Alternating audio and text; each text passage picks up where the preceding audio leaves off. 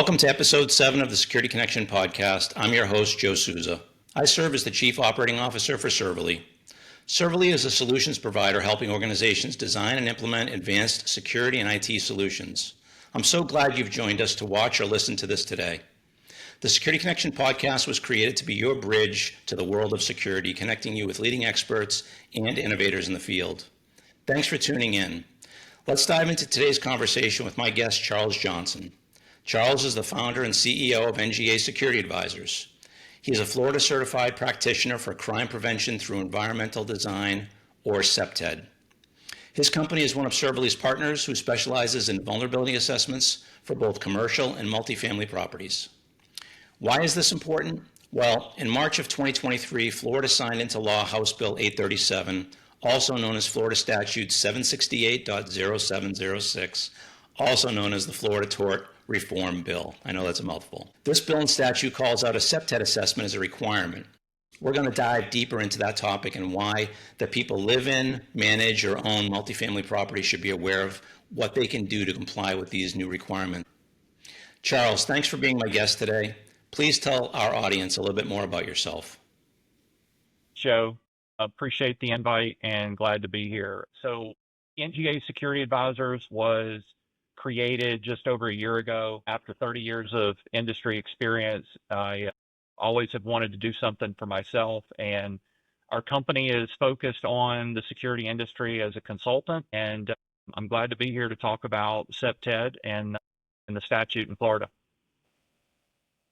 Charles, you and I have known each other quite a while. I think it goes back to my early days at the University of Central Florida, so 2014 I think we met. We were in different capacities then, and glad to still be connected with you today. So, Charles, many people that listen to this podcast are familiar with the concepts of CPTED, even if they don't know it by name. It's not a new principle. You know, in my career and your career, we've seen people in different disciplines and careers, such as architects, city planners, police departments, facilities and landscape personnel, and security professionals all use and implement the best practices of CPTED to help enhance what they do for security. However, many more people, including property managers of multifamily properties, might not know anything about this concept or how they can maximize their security using CPTED principles.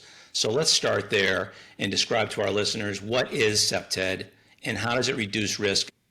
Appreciate the question. So CPTED is a concept that was created in the 1960s by an architect. His name was C. Ray Jeffrey. CPTED, as you indicated, stands for crime prevention through environmental design. So the focus on there would be the word environment. And so in essence, it is an approach to the design of a building whereby you take into account things that are either going to deter or attract crime around that building or around that facility or campus. And so, in essence, we want to influence human behavior before the criminal decides to commit a crime. So when they look at all the concepts that we'll talk about regarding CPTED, it basically increases the perception that the criminal is going to have a higher risk if he were to commit a crime on that property. So that's a lot, but that's in essence what CPTED is and what crime prevention through environmental design stands for.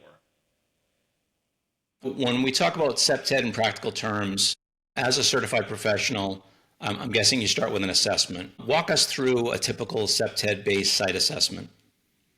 Yeah, so I think the first thing that the customer has to have is an appreciation that they're not going to be perfect in terms of their idea of being compliant with CPTED. So the things that we look at in the CPTED, as a practitioner of CPTED, are things like lighting, landscaping, how they manage the difference between public space and private space. So whether that's a fence or a barrier. There's also a concept around signage, what some people might refer to as wayfinding, making sure that you're notifying people of what's approved and maybe what's not approved, things that might say do not enter, things of that nature. The other thing is maintenance of a facility, of a building. And to me, that's an easy one to think about because It's a visual of a building or campus. Is it presentable? Is it clean? Is it cared for? Is it well maintained? Or is there graffiti, overgrown landscaping, broken windows, all those things that might attract crime to that property? Yeah, so you said a few things there. Lighting, let's start there. So we're probably all guilty, at least the security practitioners or maybe some of the property managers in the field. We're there during the day mostly. If we're doing our job right, we're there after hours. We're making sure that lights, if they're on a timer or a photo cell, are doing what they're supposed to do. Hopefully, most lighting in facilities has gone to LED lighting from the old styles of light because it provides a more natural color on security cameras and it's brighter and more visible. But what do you see, Charles, and I guess specific to lighting, how do you do assessments of how good lighting is, especially on a large property with maybe a lot of landscaping? Yeah, so that's like you indicated, you're mostly on the property during the daytime, but and in the evening when the sun goes down, we're there with a light meter and we're measuring the amount of light being emitted and absorbed by the light meter, and we're measuring that in foot candles. And so there are standards within the CPTED practice, and we can compare and contrast how that facility either meets or doesn't meet those requirements. And so I think we've all driven into hotels or gas stations that are not well lit, and versus one of there's a couple of well-known grocery stores that do a really good job when you drive in at night of lighting up the entire property, and there's no areas for people to not be seen. On top of that, if we think about the technology where our industry is mostly focused, all that lighting is going to assist in better capturing of information via the camera surveillance system. So it's not just a architectural environmental focus, but all of it works together to ultimately lead to a safer environment. Yeah, and as security professionals, we'd want it to be daytime all day long, right? We would like it to be as bright as possible so there are no blind spots, dark spots, areas the camera can't see, and keep the bad guys away, or if they're there, they're easily detected. So not to get too deep and technical, Charles, maybe just describe what some of those standards are. I'm guessing parking lots meet one standard, walkways are a different standard, entrances are a different standard. But what's the basic goal for something like lighting under the CPTED principles? The walking of pathways. We think about parking. Granted, that's a focus, but as you are transitioning from that parking area down the walkway to the building, those are areas that, especially with tree cover and the ground cover and shrubbery and bushes, those things will impact, even if you have the best lighting, if your landscaping is not taken under consideration, you're going to impact that lighting. So it shows you how all the different components of CPTED come together to make the other concepts of CPTED important and relevant. So it's not just about the parking, it's about the transition of those people from areas within the campus. So your doorways, your public areas, your areas where people enjoy themselves on an exterior basis, whether it be a patio, a playground, any of those need to have all of those things considered. So having been in the business a long time and done a lot of risk, security, vulnerability assessments, they usually are quite revealing. People don't fully realize the extent to how vulnerable they are or enhancements they can make. They put up a couple of cameras, maybe a gate on their property. They think they're good to go. Oftentimes, these assessments can reveal some, dire needs for upgrades. So it comes down to budget, right? So we've all seen budgets for security are good when bad things happen, and you don't want it to be that way, but that's the reality of it. So to put it in perspective a little bit, right, we all remember, sadly, we remember Surfside condominium complex that occurred in South Florida a little over 4 years ago. For those that aren't familiar, it was a 12-story beachfront condo in Surfside, Florida, which is a suburb of Miami. and it collapsed due to long-term corrosion, mostly sea salt, and the structure was underneath a pool in a parking area, and the structural supports had rotted away, and the building collapsed. Sadly, 98 people died, and it resulted in a lot of the condo associations having to do emergency structural assessments that cost millions of dollars to investigate how bad the problem was and then to remediate that. So for communities like that coming in and saying, well, you should really look at security, they're going to say, we have no budget for that. We've spent our budget looking at structures, at least in South Florida or along beachfront properties. Aside from that, or even within that community, Charles, how can people really understand how you can retroactively engage facilities, especially older facilities that have competing needs for budget, and why this may trump or supersede some other upgrades or maintenance that they have to deal with on a daily basis?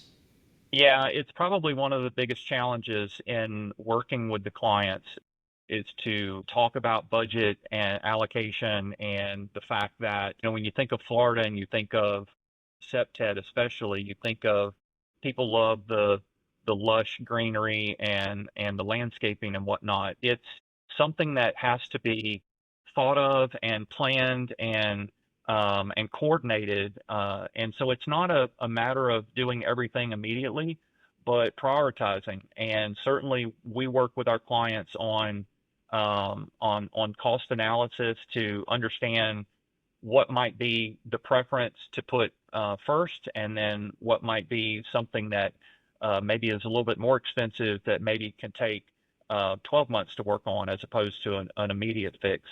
I will say, and you commented on LED, we're taught in class with regards to CPTED that LED is the best lighting, and we actually, in the class that I attended, had a lighting engineer who was getting certified as well, and she shared that it's well known in their industry that typical ROI on upgrading of lighting is somewhere around 12 months due to the cost savings, the energy savings on LED lighting.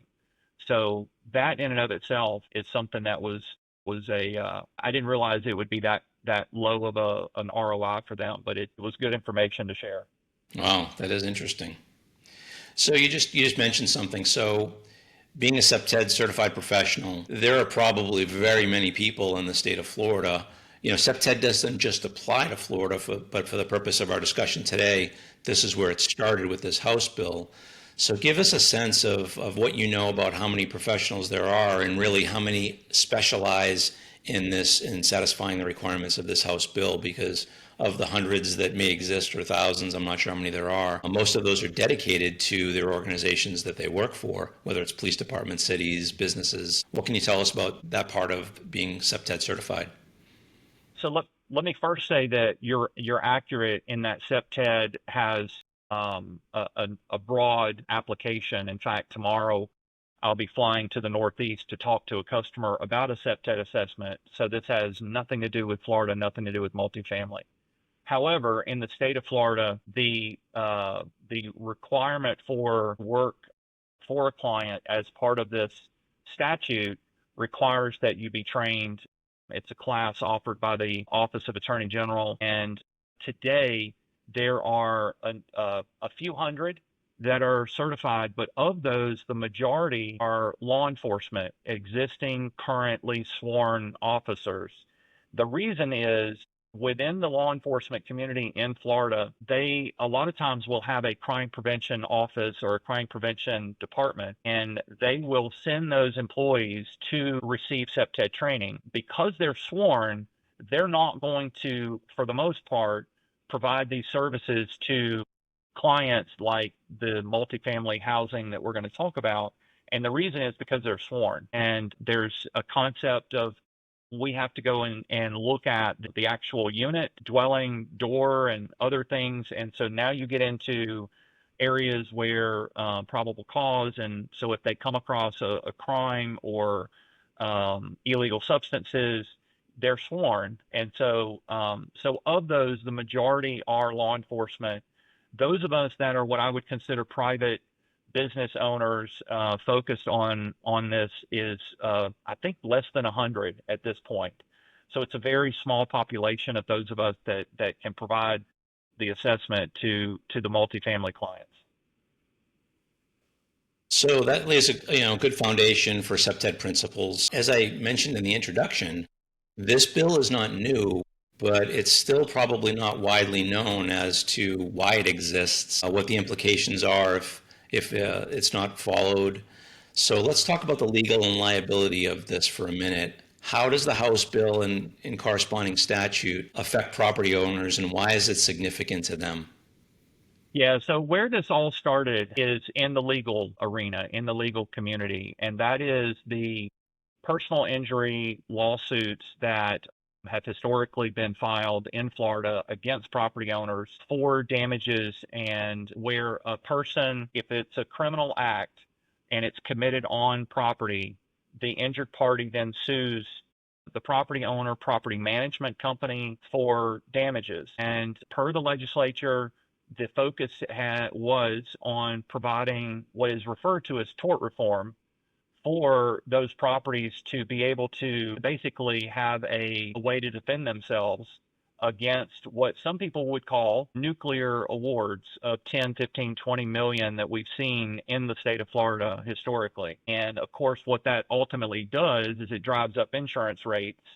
And so the idea behind this statute was it was part of a tort reform bill, House Bill 837 you mentioned.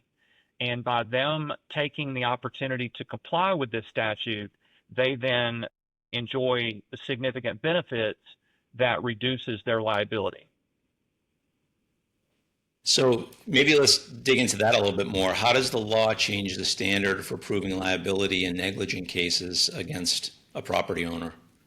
So it provides them an opportunity to, I guess, lower the bar and thus be able to achieve a level of security that is recognized by the state attorney general's office, is written into the statute, and by hiring those of us that have the designation and implementing the items listed in the statute, they are able to defend themselves against these claims.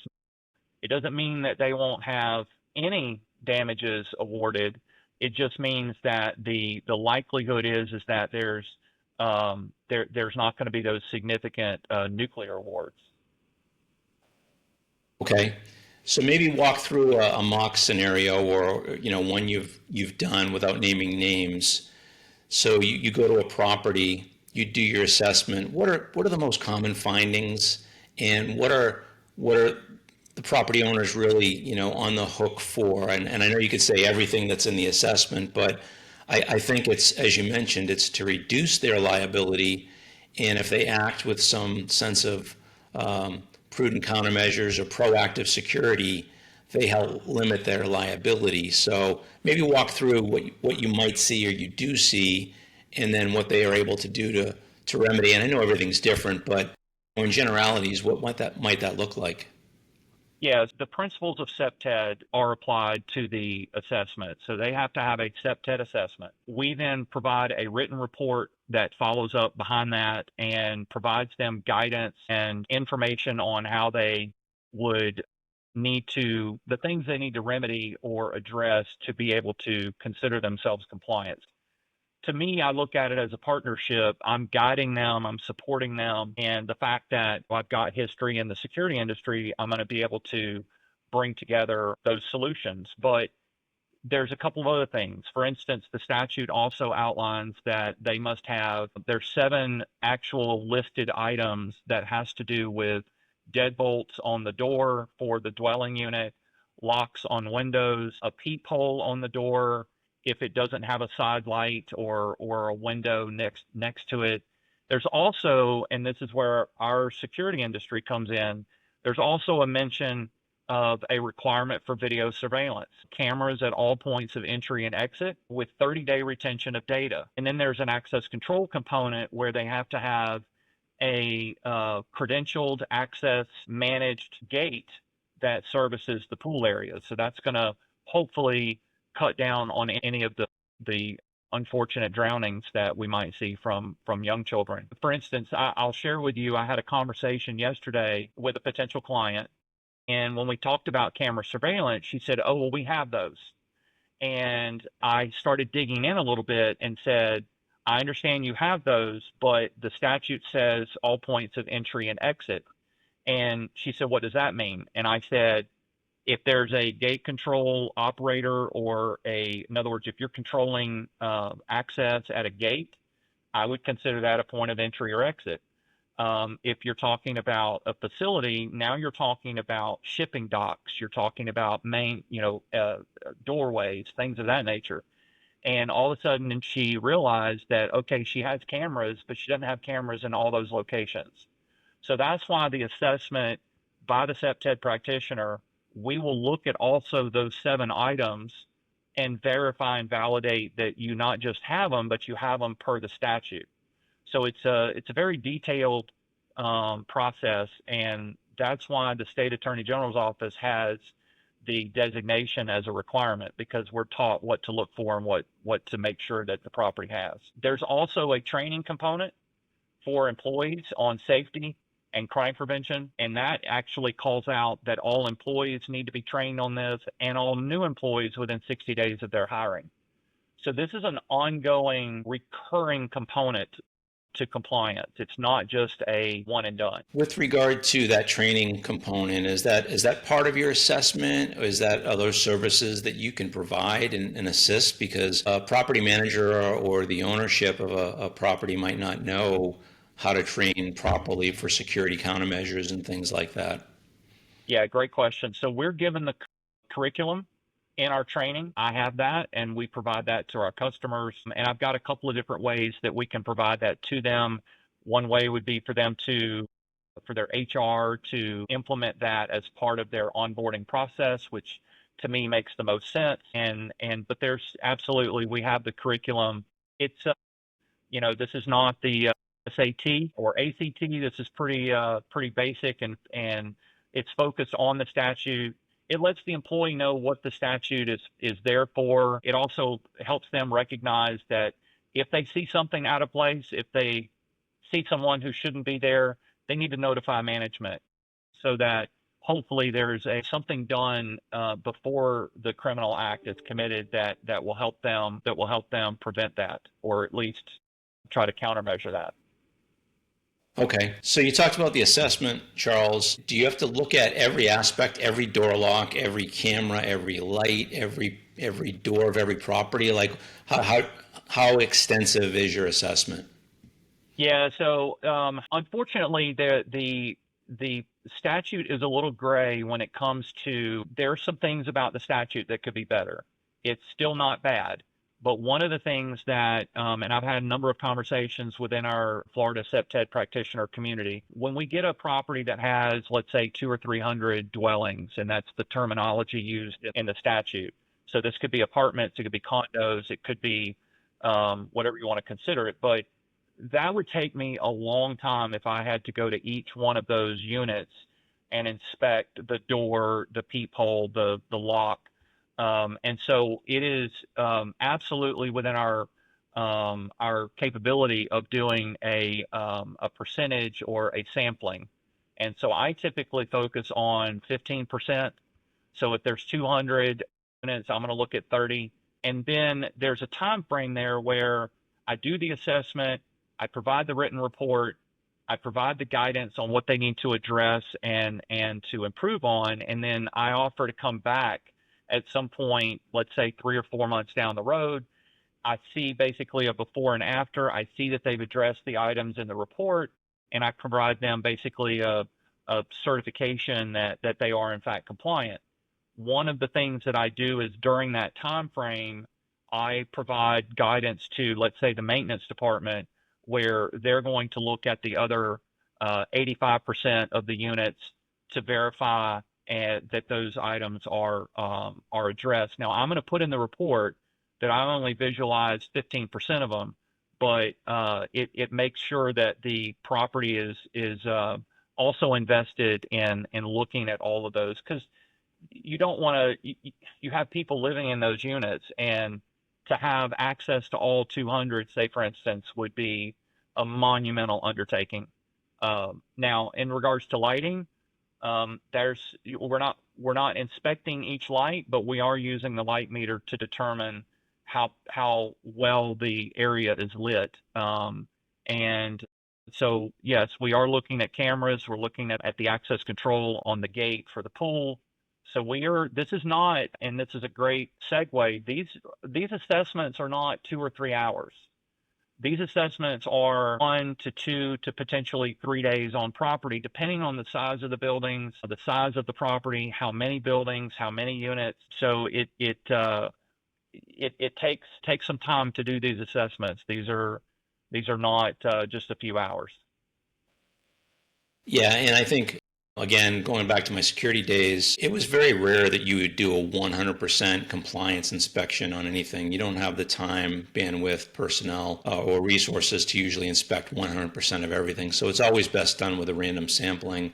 And those results are usually very indicative as to how good or bad security is, if done properly and truly randomly. Certainly things can fall through the cracks, but Charles, I guess we haven't talked a lot about the specifics as to who and what fall under this bill. We've said multifamily, but is an apartment complex part of it? You mentioned nursing homes, HOAs, COAs. Like, what fits the criteria and who should be concerned from an ownership management perspective as well as residents of these facilities?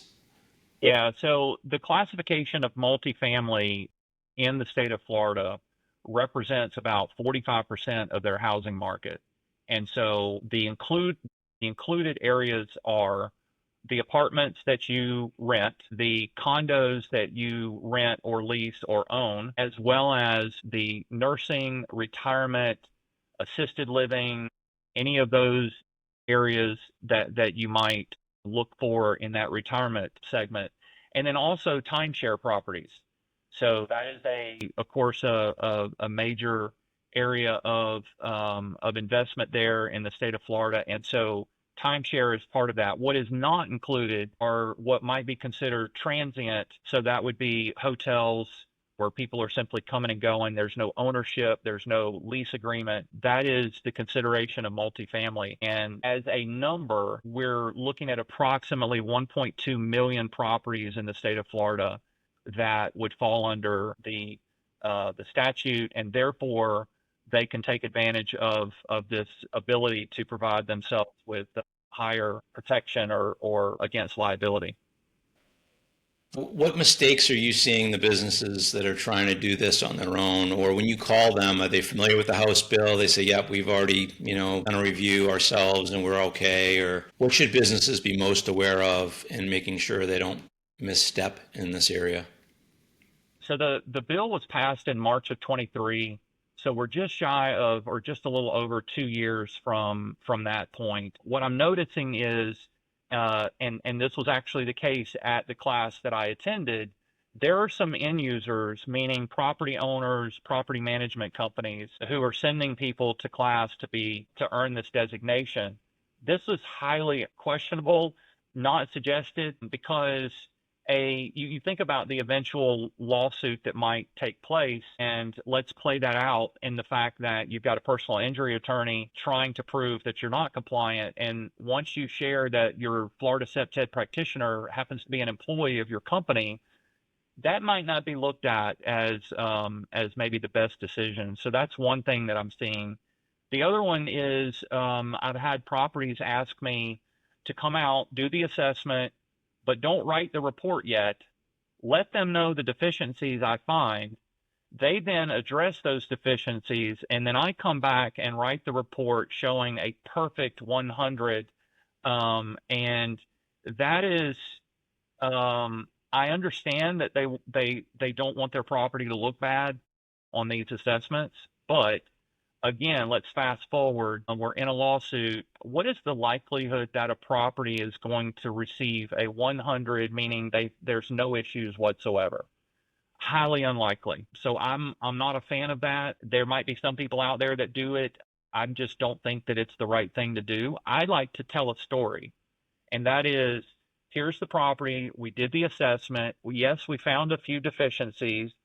They took the report to heart. They budgeted, they laid out a game plan on how they're going to address it. They then accomplished it. They then have a certification of compliance from NGA security advisors, and now it shows that you have taken the report to heart, and there's a story, there's a roadmap to compliance, and I prefer to have that. There also was some stories early on about some people who had received CPTED training previous to the statute, because remember, CPTED has been around for a long time, and they did not realize they needed a specific designation from the state attorney general's office, and they went out and promoted this service to multifamily properties. They then did the assessment, and only then after did the property realize that the assessment was not valid because the person doing it didn't carry the right designation. So that would not be a good thing. I do also know that some properties are kind of in a wait and see pattern because the statute is so new. Ultimately, that is, if you think about it, this is an insurance policy. It is ensuring that if you do get sued, if there is an action, a situation, a crime committed on your property, that you have a way to defend yourself that you didn't have before. Then there are some companies that see it as a significant benefit, and like the one I was speaking to yesterday, and it seems like they're on a fast track to want to get this done and earn that compliance. So, Charles, we at Serverli, we take our partnerships with our other security professionals, vendors, very seriously, and we vet them, as do you. So we've entered into a relationship where we support you for your endeavors and likewise. So Serverli can sell the services of NGA security advisors, as well as, be a host for making contact with potential customers and getting your services there. But on the back end, we're also able to help with the remediation for any deficiencies that you resolve. But Serverli is limited. We don't do landscaping. We don't do lighting or electrical. So you've got a vast resource of network that you've established and grown. Tell us a little bit about, when they come to Serverli or Serverli and NGA, what that looks like and what they're getting when they, hire you or us for these assessments. It's more than just that. Yeah, so certainly your background and mine is in the security industry. So that in and of itself is a significant aspect, because of course that's where CPTED resides. I have reached out to a number of different contractors, still putting together a team of sorts. I actually was contacted recently by a lighting contractor in the South Florida market promoting a partnership where clients of mine or yours that need a lighting, basically a remediation of their lighting, could reach out to them, and so there's recognition of this statute along all the different disciplines that CPTED brings forth. However, if you think about things like fencing and cameras and the access control, the majority of what's included in this statute is something that Serverli, in partnership with NGA, security advisors, can address. So it's definitely it definitely brings forth different disciplines in terms of the areas that CPTED covers. So I think another aspect too that we maybe touched on with regard to the litigation, this is discoverable information if there's lawsuits. So, your assessments and recommendations and training and things like that could help against a potential lawsuit of one of your customers, helping them say, yes, I've identified these problems. They've taken considerable measures to meet the standard, or to the contrary, if they haven't, you could be an expert in testifying on their behalf, and you've talked to legal teams as well regarding this topic, haven't you?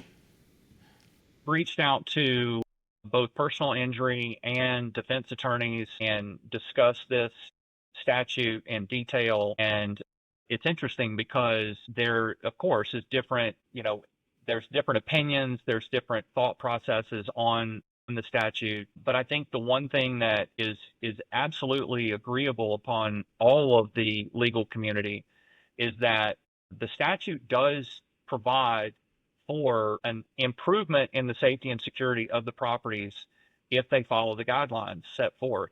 And so who's that going to benefit? All of us. It's going to benefit those that are living there, those that are working there, and those that would visit. And it's the legal community is an interesting component because they're the ones that are going to see the ultimate difference in a court case, in a lawsuit. And yes, I have been asked by a number of them if I would be able to testify and provide expert witness testimony.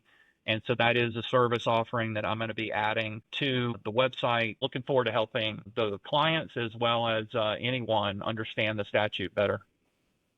Yes, but you're a subject matter expert for sure, and certified professional, which is what your customers really need to help make sure they navigate these waters properly, because we do know that Florida, like many other states now, is very litigious. You watch TV and every other commercial is personal injury attorney, advertising their services. So, Charles, this has been a really informative discussion regarding crime prevention through environmental design, or CPTED. As we've talked about, it's not just a one and done. It's really an ongoing process to make sure you stay compliant. Things change. Trees grow, lights go out, locks break, cameras fail over time. So it's really an ongoing effort to enhance your security posture and keep communities safer.